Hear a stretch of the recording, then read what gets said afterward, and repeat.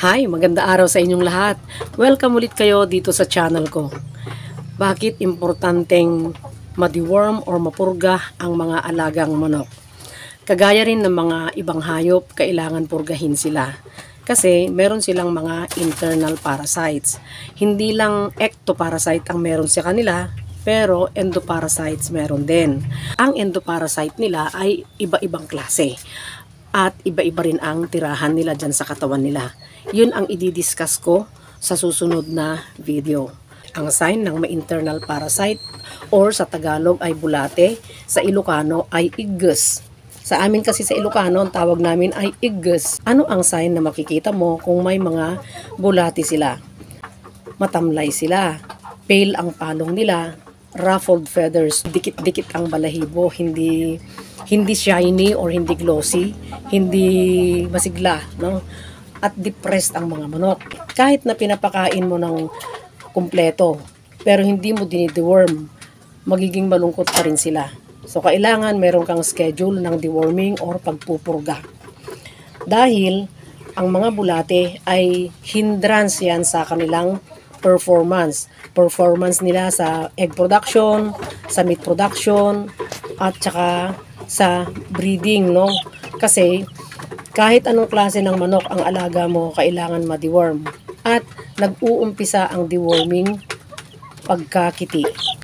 Ako, ang practice ko, 2 weeks pa lang, pinupurga ko na sila. Yung iba, nagde-deworm sila between 3 weeks to 1 month. Actually, dati noon, 1 month bago ako mag-deworm. Pero trinay ko, 2 weeks, okay naman pala. At mas mabilis silang lumaki, bumigat, at masisigla sila talaga. Lumulundag-lundag sila pagka magbibigay ka ng pagkain sa kanila, sinasalubong ka na nila.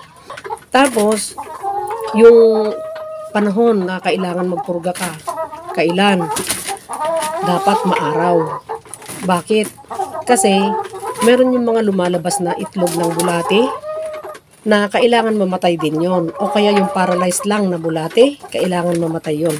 Kasi, pag nagpupurga ka, meron yung mga paralyzed lang na lumalabas.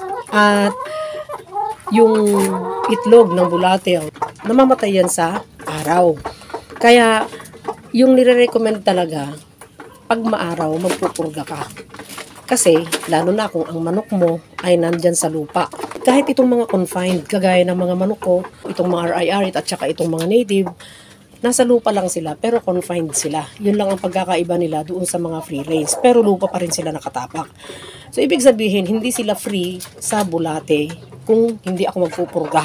Ang mga internal parasites, yung mga bulate, nakikipag-agawan yan sa nutrition na dapat ma-receive ng mga alagang manok. Yun yung cause ng pagiging stunted growth, fail yung palong, tapos sumisipsip nga sila ng dugo, no? Tapos yung nagdadiarrhea sila, nagiging ang ipot nila ay in Ilocano, nasuprak, agbabasa, ganon. So pagka nakita mo ng ganon, alam mo meron ng possible na may parasite na. Hanggang hindi mo na-test under sa microscope, ay hindi mo alam na talagang may parasite yun. Pero tatantyahin mo na rin, syempre in field condition, kailangan at least alam mo. Pero minsan kasi pag summer, masyadong maraming naiinom na tubig ang mga manok, kaya yun din ang cause ng basang ipot kung minsan. Pero syempre alam mo naman, kung regular ang schedule mo ng deworming, alam mo na panahon na para mag-deworm ka ulit. Pagka hindi ka nagde-deworm kasi, bukod sa stunted growth, yung manok mo, kasi sa meat production, di ba, kailangan makapag-gain sila ng mabigat na timbang, lalaki na mabilis, ganon. Pero sa egg laying naman, magiging mababa yung production nila, yung egg production nila. At the same time, syempre, dahil kulang nga sa nutrisyon yung manok, dahil naaagaw ng mga bulate, ay pumapangit yung size, hindi nagiging maganda yung size at shell ng itlog.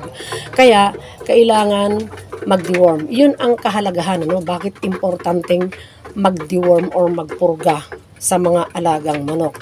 Para sila ay sumaya, magiging glossy yung mga balahibo nila, magiging malusog sila, mabilis lumaki, mag-produce ng maayos, mag-produce ng itlog na maganda ang shell, maganda ang size. In short, gaganda ang performance nila. Kasi pag hindi ka nagdi-deworm, kahit pakain ka ng pakain, bigay ka ng bigay ng vitamins, saan napupunta yung vitamins na binibigay mo? Di ba? Nakikipag-agawan pa rin yung bulate. So, importanteng mag-deworm ka para mawala ang mga internal parasites na nakikipag-agawan sa nutrients na dapat ay solo sana ng inyong mga alagang manok. Kung hindi ka nagdi-deworm kahit kailan at nanghihinayang ka sa presyo ng purga, sayang naman yung ipoproduce na niya magandang karne dapat, yung magandang itlog dapat, o magandang sisiw dapat, di ba? Kaya, yung konting halaga ng dewormer, wag mong panghinayangan. Kung meron kang natural dewormer, mas maigi pa. Ang mga may internal parasite kasi ng mga manok pa, no, nare-reduce yung feed intake nila.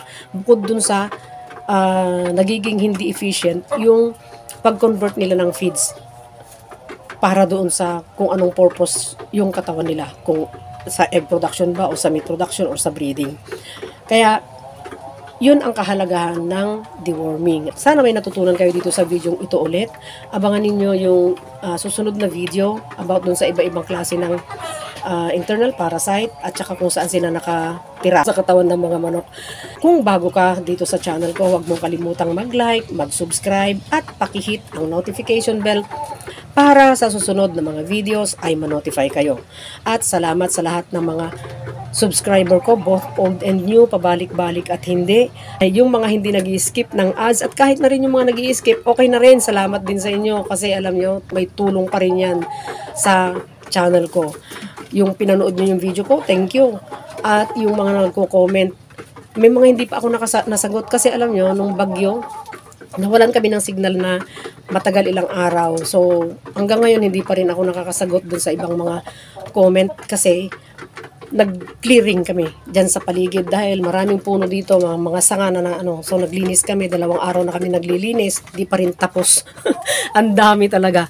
So, pagpasensyahan nyo na muna pero shout out sa inyo. Sa tiyaga nyong manood, bumalik, mag-react.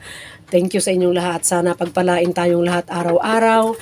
At yung super thanks, kung naisip mong magbigay, thank you. Kung hindi naman, okay lang din. Basta yung marireceive ko from super thanks, magsisilbi yun para doon sa additional na magagamit ko para sa paggawa ng informative and educational videos para sa inyo.